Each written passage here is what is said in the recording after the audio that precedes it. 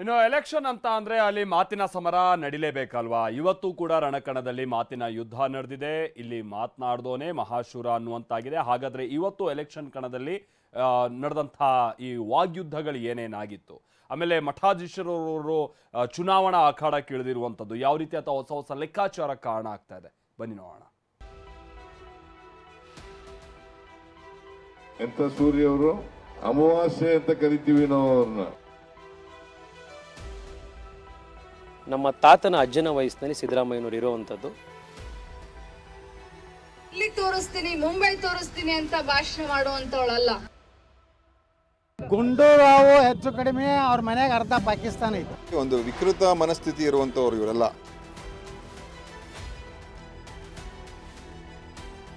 ನಿನ್ನೆ ಇಡೀ ದಿನ ಪ್ರಚಾರ, ಸಮಾವೇಶ, ರೋಡ್ ಶೋ ಅಂತ ಅಬ್ಬರಿಸಿದ್ದ ಸಿದ್ದರಾಮಯ್ಯ ಎರಡನೇ ದಿನವೂ ಬೆಂಗಳೂರಿನ ಗಲ್ಲಿ ಗಲ್ಲಿಯನ್ನ ಸುತ್ತಿ ಪ್ರಚಾರ ನಡೆಸಿದ್ರು. ಬೆಂಗಳೂರು ದಕ್ಷಿಣ ಲೋಕಸಭಾ ಕ್ಷೇತ್ರದ ಅಭ್ಯರ್ಥಿ ಸೌಮ್ಯ ರೆಡ್ಡಿ ಪರ ಮತಯಾಚನೆಯನ್ನ ಮಾಡಿದ್ರು. ಪ್ರಚಾರದ ವೇಳೆ ಪ್ರಧಾನಿ ಮೋದಿ ವಿರುದ್ಧ ಗುಡುಗಿದ ಸಿಎಂ, ಪ್ರಜಾತಂತ್ರದ ವ್ಯವಸ್ಥೆ ಇದ್ರು ಮೋದಿ ಸರ್ವಾಧಿಕಾರಿಯಾಗಿ ವರ್ತಿಸುತ್ತಿದ್ದಾರೆ ಅಂತ ಕಿಡಿಕಾರಿದ್ರು. ಬಿಜೆಪಿಯವರು ಹಿಟ್ಲರ್, ಮುಸೋನಿ ಅವರ ತತ್ವದಲ್ಲಿ ನಂಬಿಕೆ ಇಟ್ಟಿರ್ತಕ್ಕಂಥವ್ರು ಕುಕ್ಕಲ್ರನ್ನ, ಎರಡು ಕುಕ್ಕಲ್ರನ್ನ ಕಳಿಸಬೇಕ ಲೋಕಸಭೆಗೆ. ನರೇಂದ್ರ ಮೋದಿಯನ್ನು ಕಂಡ್ರೆ ಇದನ್ನು ಕೇಳ್ತಕ್ಕಂಥವ್ರನ್ನ ಲೋಕಸಭೆಗೆ ಕಳಿಸಬಾರದು. ಇನ್ನು ಬೆಂಗಳೂರಿನ ಭೈರಸಂದ್ರದಲ್ಲಿ ಸೌಮ್ಯ ರೆಡ್ಡಿ ಪರ ಪ್ರಚಾರ ಮಾಡುವಾಗ ಭಾರಿ ಭದ್ರತಾ ವೈಫಲ್ಯವಾಗಿದೆ. ಯಾಕಂದ್ರೆ ರಿಯಾನ್ ಅನ್ನೋ ವ್ಯಕ್ತಿ ಕಾಂಗ್ರೆಸ್ ಕಾರ್ಯಕರ್ತ ಗನ್ನಿಟ್ಟುಕೊಂಡು ಸಿಎಂ ತೆರಳುತ್ತಿದ್ದ ಕ್ಯಾಂಟರ್ ಏರಿ ಹಾರ ಹಾಕಿದ್ದಾನೆ. ಬಳಿಕ ಅಲ್ಲಿಂದ ತೆರಳಿದ್ದಾನೆ.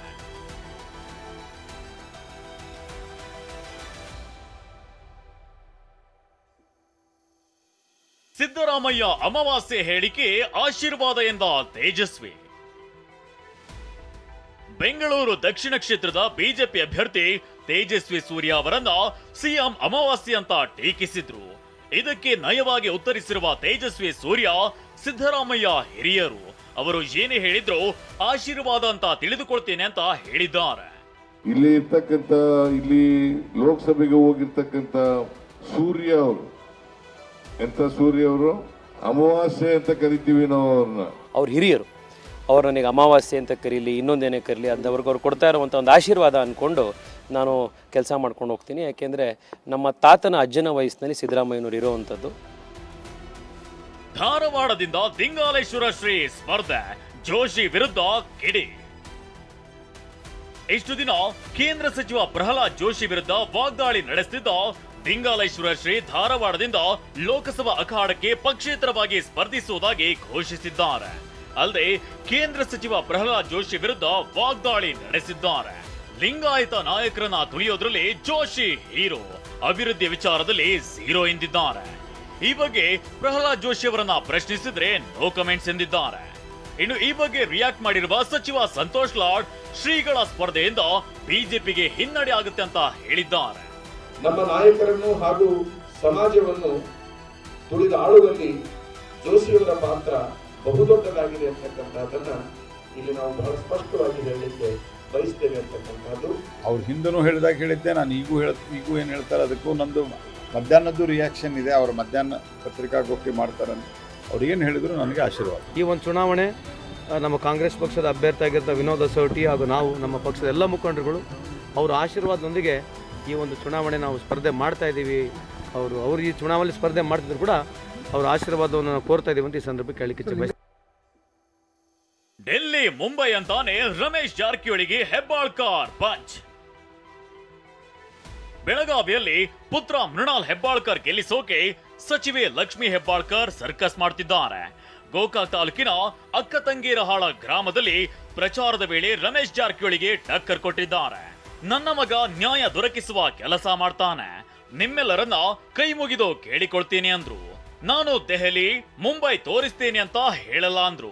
ಆದ್ರೆ ಹೆಬ್ಬಾಳ್ಕರ್ ವಿರುದ್ಧ ಗುಡುಗಿರುವ ಮಾಜಿ ಸಚಿವ ಮುರುಗೇಶ್ ನಿರಾಣಿ, ಲಕ್ಷ್ಮಿ ಹೆಬ್ಬಾಳ್ಕರ್ ಪಂಚಮಸಾಲಿ ಲಿಂಗಾಯತರೇ ಅಲ್ಲ ಎಂದಿದ್ದಾರೆ. ಇಲ್ಲಿ ತೋರಿಸ್ತೀನಿ, ಮುಂಬೈ ತೋರಿಸ್ತೀನಿ ಅಂತ ಭಾಷಣ ಮಾಡುವಂತವಳಲ್ಲ. ಆದ್ರೆ ನನ್ನ ಮಗ ಪ್ರಾಮಾಣಿಕವಾಗಿ ನ್ಯಾಯವನ್ನ ದೊರಕಿಸಿಕೊಡುವಂತ ಕೆಲಸ ಮಾಡ್ತೇನೆ, ನನ್ನ ಮೇಲೆ ವಿಶ್ವಾಸ ಬಿಡಿ. ಮೃಣಾಲ್ ರವೀಂದ್ರ ಹೆಬ್ಬಾಳ್ಕರ್ ಅವರು ತಂದೆಯ ಕಮ್ಯುನಿಟಿನಲ್ಲಿ ಬರ್ತಾ ಇರೋದ್ರಿಂದ ಅವ್ರಿಗೆ ಭಾಳ ಸ್ಪಷ್ಟವಾಗಿ ಅನ್ನಿಸ್ತದೆ ಅವರು ವೀರಶೈವ ಲಿಂಗಾಯತ ಬಣಜಿಗ. ಅದರ ಸಲುವಾಗಿ ಅವ್ರು ಪದೇ ಪದೇ ಅದನ್ನು ಬೆನ್ತಟ್ಟು ಹೇಳುವಂಥದ್ದು ಓಟಿನ ಆಸೆ ಸಲುವಾಗಿ ಮಾಡ್ತಾ ಇದ್ದಾರೆ. ಅದು ದಯವಿಟ್ಟು ಅದನ್ನು ರಿಪೀಟ್ ಮಾಡಬಾರ್ದು. ವಿಕೃತ ಮನಸ್ಥಿತಿಯವರು ಯತ್ನಾಳ್ ವಿರುದ್ಧ ದಿನೇಶ್ ಗುಂಡೂರಾವ್ ಕಿಡಿ. ಬಿಜೆಪಿ ಶಾಸಕ ಬಸನಗೌಡ ಪಾಟೀಲ್ ಯತ್ನಾಳ್ ಸಚಿವ ದಿನೇಶ್ ಗುಂಡೂರಾವ್ ಮನೆಯಲ್ಲಿ ಅರ್ಧ ಪಾಕಿಸ್ತಾನವೇ ಇದೆ ಎಂದಿದ್ರು. ಇದೀಗ ಯತ್ನಾಳ್ ವಿರುದ್ಧ ಸಾಲು ಸಾಲು ಕೇಸ್ ದಾಖಲಾಗಿದೆ. ಯತ್ನಾಳ್ ಹೇಳಿಕೆಗೆ ತಿರುಗೇಟು ಕೊಟ್ಟಿರುವ ದಿನೇಶ್ ಗುಂಡೂರಾವ್ ಇವರು ವಿಕೃತ ಮನಸ್ಥಿತಿಯವರು, ನಾಲಿಗೆ ಮೇಲೆ ಹಿಡಿತಾ ಇಲ್ಲ ಅಂತ ಹೇಳಿದ್ದಾರೆ. ಗುಂಡೂರಾವ್ ಹೆಚ್ಚು ಕಡಿಮೆ ಅವ್ರ ಮನೆಗೆ ಅರ್ಧ ಪಾಕಿಸ್ತಾನ ಐತಿ. ಗುಂಡೂರಾವ್ ಮನೆಗೆ ಪಾಕಿಸ್ತಾನ ಐತಿ. ಗುಂಡೂರಾವ್ ಹೆಚ್ಚು ಕಡಿಮೆ ಅವ್ರ ಮನೆಗೆ ಅರ್ಧ ಪಾಕಿಸ್ತಾನ ಐತಿ. ಗುಂಡೂರಾವ್ ಮನೆಗೆ ಪಾಕಿಸ್ತಾನ ಐತಿ. ನೋಡಿ, ಒಂದು ವಿಕೃತ ಮನಸ್ಥಿತಿ ಇರುವಂಥವ್ರು ಇವರೆಲ್ಲ. ಸೊ ನಾಲಿಗೆ ಮೇಲೆ ಹತೋಟಿ ಇಲ್ಲ, ಏನೇನೋ ಹೇಳ್ತಾರೆ. ಅದರಿಂದ ಅಂಥವ್ರಿಗೆ ಬಿ ಜೆ ಪಿಯಲ್ಲಿ ಇಂಥ ಈ ರೀತಿಯಾದ ಮಾತಾಡ್ತಕ್ಕಂಥ ಜನ ಸಂಖ್ಯೆ ಹೆಚ್ಚಿದೆ. ಮಾತಿನ ಸಮರ ಏಟಿಗೆ ಎದುರೇಟು ನಡೀತಾನೇ ಇದೆ. ಇದು ಇನ್ನು ಎಲ್ಲಿಗೆ ಹೋಗಿ ನಿಲ್ಲುತ್ತೋ ಕಾದು ನೋಡಬೇಕಿದೆ. Bureau report ಟಿವಿ9.